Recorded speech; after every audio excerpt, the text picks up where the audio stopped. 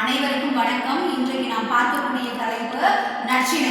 8 தொகை நூல்களுள் ஒன்றாக வைத்து போற்றப்படும் நற்றிணை. நல்ல திணை என்கின்ற அடைமொழியோடு கொண்ட ஒரு நூல் நற்றிணை. நல்ல குறுந்தொகை, ஒத்த பதிற்றுப்பத்து, ஓங்கு பரிபாடல், கற்றறிந்தார் ஏத்தும் கழியோடு அகம் புறம் என இத்திரத்த 8 தொகை அப்படின்னு சொல்லிட்டு 8 தொகை நூல்களுக்கு சங்க புலவர்கள் இலக்கணம் வகுக்கின்றனர்.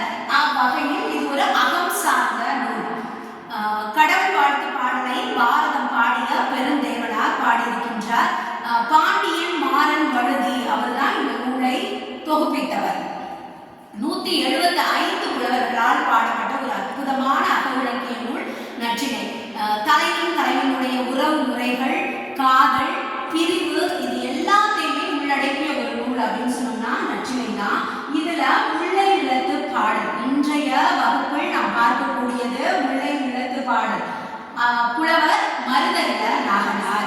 தலைவன் தலைவியை விட்டு பிரிந்து செல்கிறான். பிரிவு என்பது பொருள் தேடுவதற்கோ அல்லது தூதின் காரணமாகவோ அல்ல போர் காரணமாகவோ பிரிவு ஏற்படும். அவ்வகையில் தலைவனானவன் தலைவியை விட்டு பிரிந்து செல்கிறான்.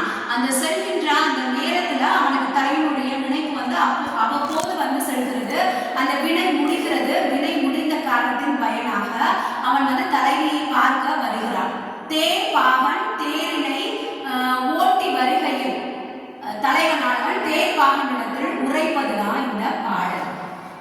விரைப்பதி வருந்திய வீங்கு இளையர் அதை செறி கச்சை யாப்பு அழிந்து அசனி வேடமர் நடையர் மென்மழ வருக தீராவை உள்தீங்கி நாம் செலருக்கு எமதி வளவ தேரே உதுகான் உரு குரு நறு நெய் பால் விதித்தனன் அரி குரல் மிடற்ற அம்முன் பல்பொறி காமரு தகைய காண வாரணம் பெயரில் போகிய வியல் தேடும் புறவில் புலரா ஈர் மணல் மணிர கெண்டி நாள் உரை கவர மாட்டி தன் பேடை மேக்கிய பெருந்தகு நிலையே. தலைவனானவன் தேர்பாகனிடத்திலே உரைக்கின்றான். தேர்பாகனை, நான் தலைவியை காண விரைந்து செல்ல வேண்டும். அதனால் நீ தேரினை மெதுவாக செலுத்தாதே, விரைந்து செலுத்து. நான் இந்த இடத்துல வந்துட்டு இருக்கும் போது நிறைய காட்சிகள் என் கண்ணுக்கு புலனாகிறது.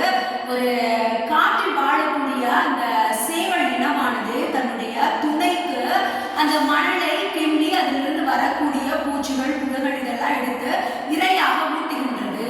அதை நான் பார்க்கின்ற பொழுது எனக்கு இன்னும் மேலும் மேலும் தலைவனுடைய நினைவு அதிகரிக்கிறது.